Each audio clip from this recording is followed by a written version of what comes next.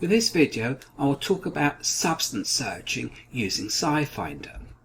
You can access the SciFinder database from the library website by going to the Chem 306A online guide through the guides icon, or by going to the databases icon. If I click on the databases icon, you'll see a list of all the databases and resources that we have available for you at the university. There's an A to Z list also. So if I click on S for SciFinder, scroll down a wee bit, and there you'll see SciFinder. Note you also see Scopus.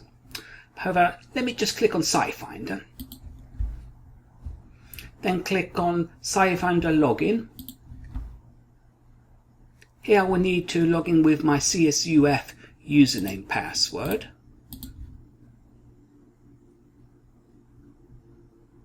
Followed by my SciFinder username password.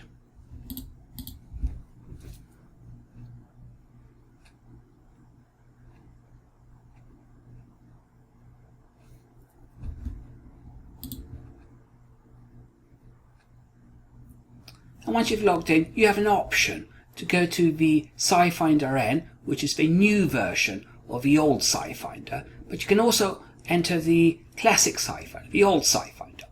I'm going to go to the new SciFinder, SciFinder N. Click on that.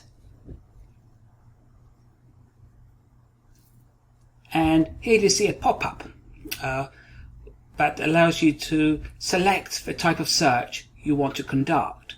I usually just select the first one, substances. Okay, so on the left side you can see it's selected substances, but you can search all the headings under substances, reactions, references, suppliers, biosequences and retrosynthesis. So if I go to all and just type in the name of my substance, say I'm searching for morphine, type in morphine, click on the search button, and here you will see information under substances that deal with morphine. So I have 8 substances that have the word morphine in them. Let's scroll down a wee bit. Under reactions, there are 1,382 reactions dealing with morphine. And under references, there are over 91 references associated with morphine. And there's 27 different suppliers where I can purchase my substance as well. If I go back, you can also search by separately under each heading. Under substances, for instance, you can just type in the name of your substance and search that substance. With these headings, you have more variety and options. So you can search by, for instance, molecular formula, CAS number, chemical name. You can also search by different physical properties and other properties. For instance, under thermal, I can select melting point, and I can do a search for a melting point within all these substances in this database. So I can search, for instance, it could be a melting point or a melting point range. Let me put a range. So I'm searching for all substances that have this melting point range. Click on search, and it's retrieved 5,623 substances that contain that melting point range. And on the left side, you can refine your search. You can filter it by different parameters here, or you can exclude it by different parameters. If I go back, so this was substances. With reactions, similarly, you can just type in your keyword or a CAS number or an ID of the substance, and that will retrieve the reactions of that substance. If you click on the draw button, a structure editor will appear, and you can draw your substance or draw your reaction, and it will conduct a reaction search. Under references, you have more options for references. You can just put in a few keywords, or you can search under different headings. For instance, title. Just type in a few keywords where you want where we want them to appear within the title, and the database will retrieve all those documents that contain those keywords in the title. That's one example. You can search for suppliers. If you know the name of supplier, or you can plug in your substance name or the CAS number.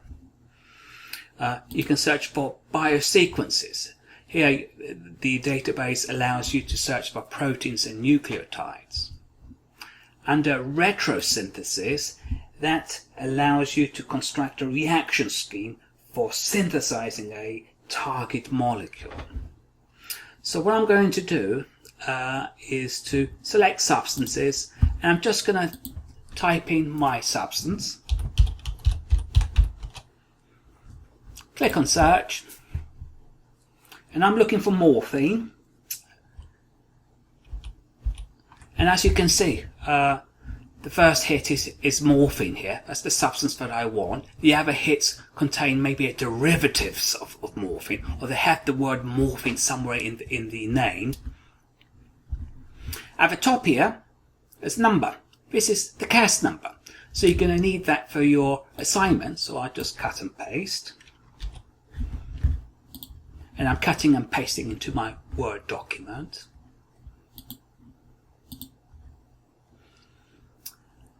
Then below my substance are references, so I can click on the references icon, and this will bring up all the references associated with my substance.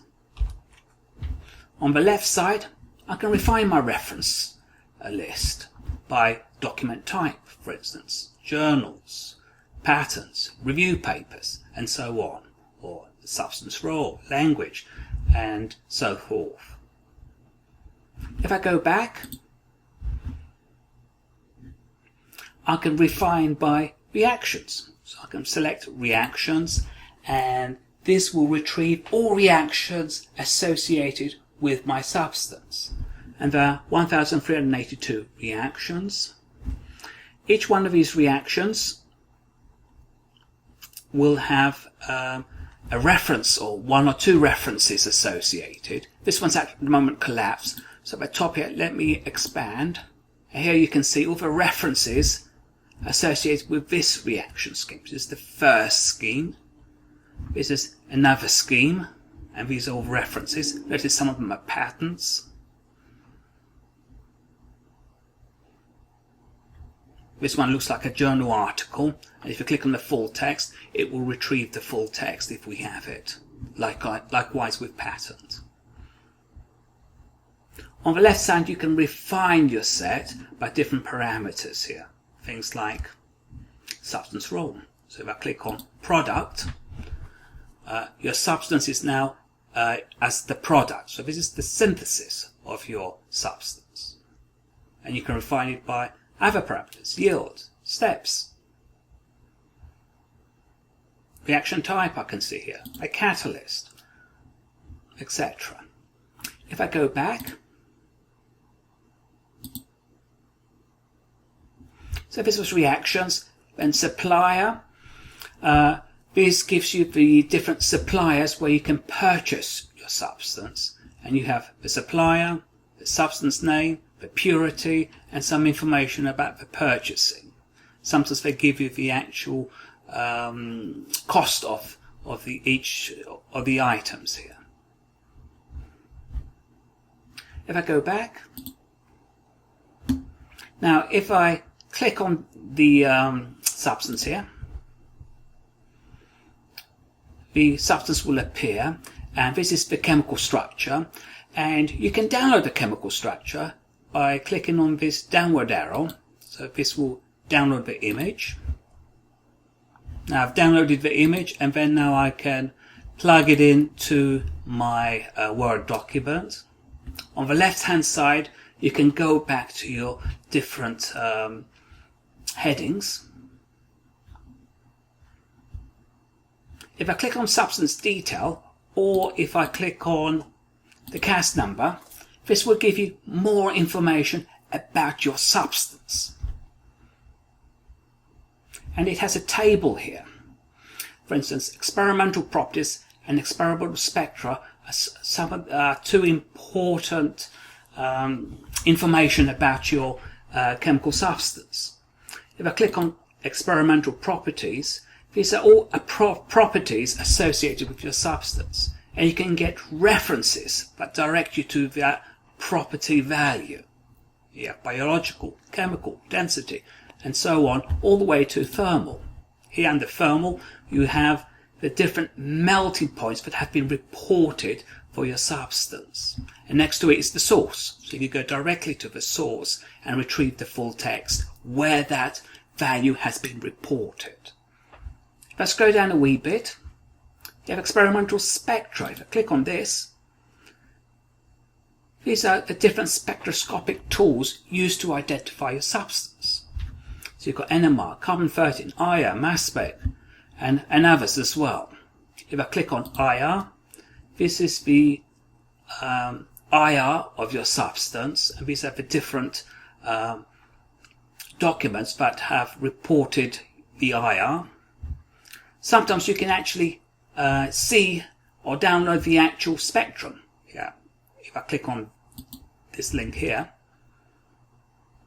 this is the IR of morphine. And notice you see this broad peak here between 3000 and 3500 CM-1. This is the OH group, obviously. So if I go back,